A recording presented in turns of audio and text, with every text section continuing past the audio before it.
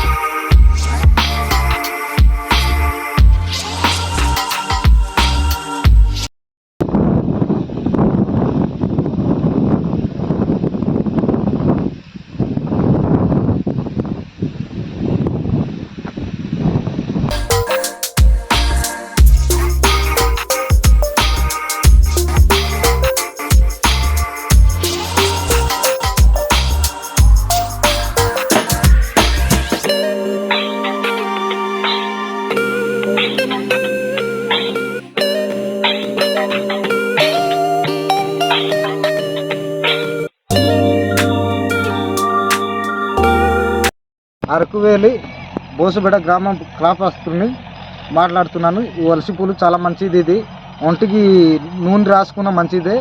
ఈ మంచు పడుతుంది, మంచు బాడీకి పడితే చాలా మంచిది. అందుకే ఈ అరకువేలి లోయలో టూరిస్టులు ఎక్కువ మంది దిగుతారు. మీరు కంపల్సరీ మీకు ఇష్టం నచ్చిన వాళ్ళు వచ్చి ఇక్కడ ఫోటో దిగండి. నా పేరు చంటి. మా ఊరు అరకులోయ బోసుబెడ గ్రామం. యాక్చువల్గా నవంబర్, డిసెంబర్, జనవరిలో సీజన్ ఉంటుంది. టూరిస్టులు ఎక్కువ మంది ఇక్కడ సంచరిస్తుంటారు. ఇక్కడ ప్రత్యేక పంట ఒకటి ఉంటుంది, పులుసులు అని చెప్పేసి. మేము ప్రతి ఇయరు ఇదంతా చేస్తుంటాము. ఈ ఒలుసులు ఎల్లో కలర్లో ఉంటుంది. చాలా బాగుంటుంది, చూడ్డానికి చాలా ఆహ్లాదకరంగా ఉంటుంది. ఇక్కడ టూరిస్టులు ఫొటోస్ కానీ సినిమా షూటింగ్స్ ఎక్కువగా జరుగుతూ ఉంటాయి. ఇప్పుడు దాకా చాలా సినిమా షూటింగ్స్ జరిగాయి ఇక్కడ. సో ఇవి చూడ్డానికి ఈ సీజన్లోనే మంచు కానీ ఇవన్నీ పడతాయి. చూడ్డానికి చాలా బాగుంటుంది. సో విజిట్ చేయాల్సిన వాళ్ళు ఎవరైనా కానీ ఒకసారి విజిట్ చేయండి. Thank you. అరకులోయ ప్రాంతంలో, అల్లూరి సీతారామరాజు జిల్లా అరకులోయ ప్రాంతంలో పర్యాటకులు సందడి వేళలో ఈ యొక్క గిరిజన ప్రాంతంలో వలసి పువ్వులు చాలా చక్కటిగా వికసించి ఉంటుంది.